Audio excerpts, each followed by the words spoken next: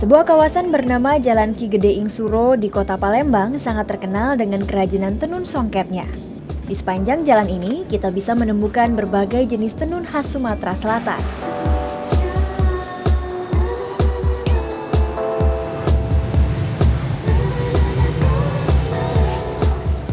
Di Palembang terdapat kerajinan yang khas yaitu tenun songket, dan tenun songket ini bukan cuma dikenal di Indonesia tapi sudah sampai ke mancanegara. Dan saya akan mengajak Anda untuk melihat seperti apa proses pembuatan dari tenun songket Palembang.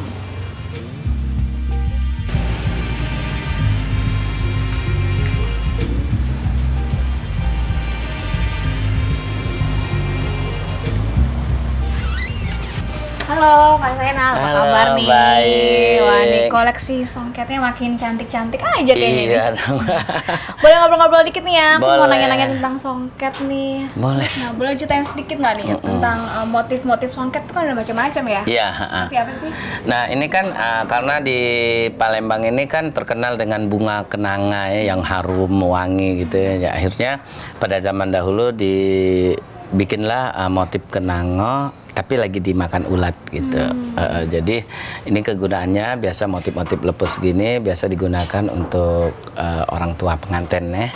Dipakai ya. Karena kalau pengantin itu sudah sakralnya harus punya motif tersendiri, yaitu motif naga bersarung, yang mana makna dan artinya dua laki dan wanita sudah menjadi syah, sudah menjadi istri, suami istri gitu.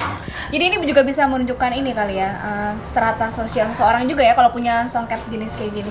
Bukan strata sosial, karena orang Palembang itu menjadi kewajiban kalau apabila dia mampu, memang dia harus punya. Bahkan salah satu harkat dan martabat ya seseorang Palembang ya harus mempunyai kain songket yang mahal gitu. Kenapa kain songket ini bisa kita turunkan menjadi warisan? Namanya aja warisan budaya ya Mbak, jadi harus kita jaga.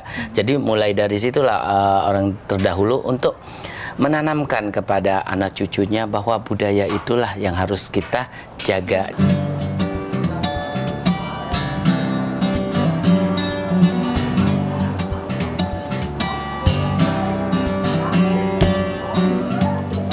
Boleh dicontohin nggak cara pemakaian kain songket ini? Saya pengen belajar. Boleh.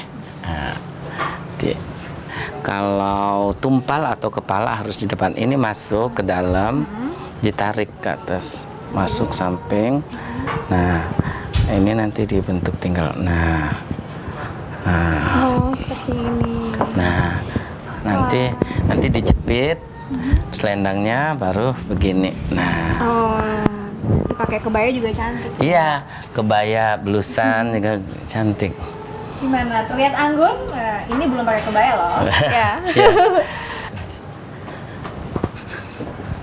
Nah, kalau ini apa nih Kak? Ini koleksi-koleksi dari keturunan saya. Udah tua-tua loh Mbak, udah tua sekali. Ini umurnya kurang lebih sudah 350 tahun. Ini memang harus pelan-pelan kita membuka. Nah, ini udah 300 tahun. Ini namanya limar mentok. Limar Mentok. Di sini sebenarnya di dalam ini sih ada cerita dan ada sejarah-sejarah pada zaman dahulu ya. Kita ini kan pada umumnya kan zaman dahulu kan Buddha kan kerajaan Sriwijaya. Disinilah yang mereka dulu kan orang meninggalkan prasasti-prasasti pakai batu ya. Nah, karena orang Melayu ini pandai, bukan pandai ngebatu ya, pandai membuat kain, akhirnya diceritakan di dalam cerita kehidupan. Karena cerita ini adalah Limar Mentok ini adalah cerita dari Kesultanan Mahmud Badarudin yang dibuang Belanda, akhirnya lari ke Malaysia, pulang mampir singgahlah ke Mentok, akhirnya punya motif mentok ya.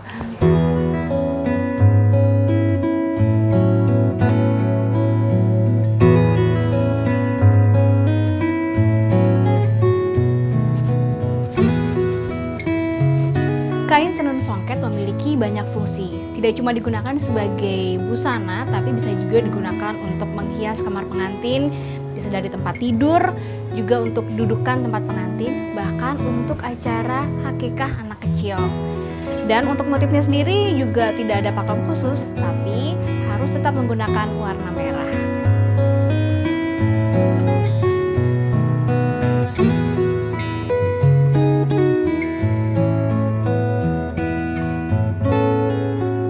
Songket adalah kain tenun yang dibuat dengan teknik menambah benang pakan dengan menyisipkan benang perak, emas, atau benang warna. Kata songket sendiri berasal dari kata suk dan cukit yang diakronimkan menjadi sukit dan akhirnya menjadi songket. Nah, ini adapun sebelum mulai proses nenun, awalnya itu dari benang putih ini nih, Mbak. Oh. Ini namanya sutra nih. Oh, ini dia benang sutra. Awal dari segalanya membuat kain songket ini. Oke. Dari benang putih ini kita warnai atau kita kasih warna merah. Jadi merah kayak gini. Oh, Nah, merah marun. dari ini. putih ini menjadi warna merah ini. Setelah menjadi warna merah, baru kita buat yang namanya lungsi. Nah, ini lungsi. Ini lungsi. Nah, kita kepang-kepang ini kan. Jadi benang yang dikepang. Iya, lungsi ini ya kegunaannya untuk membuat menjadi gulungan songket ini nih. Oh gitu. Oke. Kak, aku jadi penasaran pengen belajar nih untuk menenun songket. Boleh. Gimana? Tapi sebelum belajar harus tahu dulu dong alat-alat yang digunakan untuk oke. membuat kain songket ini. Nah, seperti penyanggahnya ini ya, namanya cak-cak. Cak-cak. Kalau untuk gulungan benang ini namanya dayan. Dayan. Mm-mm. Cak-cak dayan. Dayan. Nah, ini kan yang tipis-tipis ini namanya pemipilan. Pemipilan. Nah, kalau untuk disentak ini beliro. Beliro. Beliro. Beliro. Nah, Beliro. kalau yang naik turun ini namanya suri. Suri. Nah, kalau yang untuk pegangan ini namanya apet. Belakang namanya por. Nah, jadi ini perlengkapan daripada alat menenun ini. Nah, tadi kan aku udah cerita dari menjadi lungsi kita desain. Nah, inilah desainan saya. Bunga-bunganya untuk dicurahkan di dalam kain songket ini. Oh,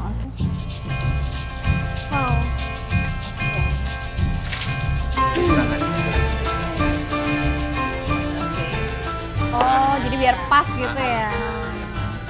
Ternyata posisi duduk juga menentukan ya. Jadi harus nyaman ya duduknya. Iya, nyaman dan pinggangnya jadi enak. Ya, sekarang turunin sisirnya. Surinya diturunin ke bawah. Ke bawah. Tangannya dilepas. Oh, ini udah boleh.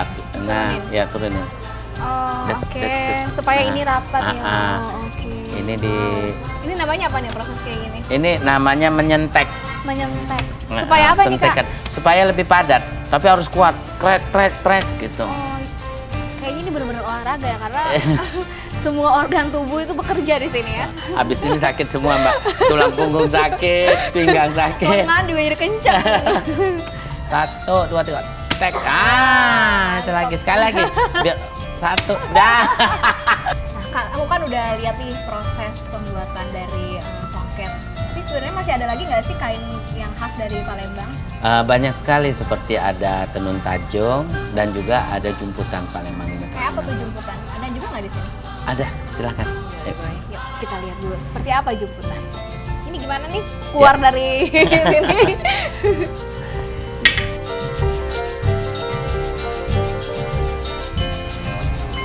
Ya, nah ini jemputannya, Mbak. Oh, ini namanya kain jemputan.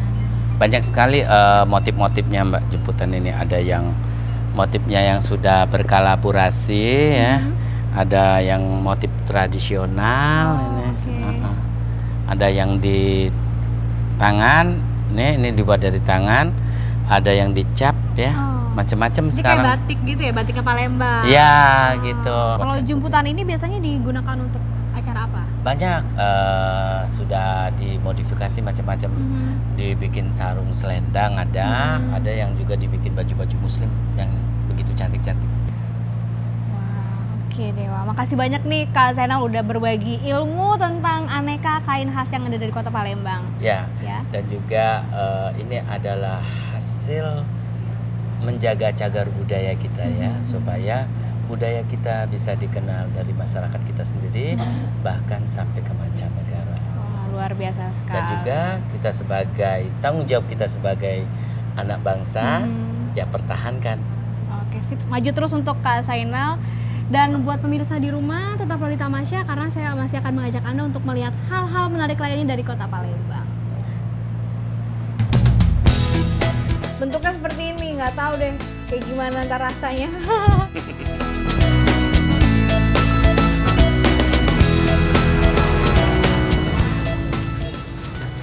Kalau kata orang Palembang, lemaknya. Lemaknya. Lemaknya.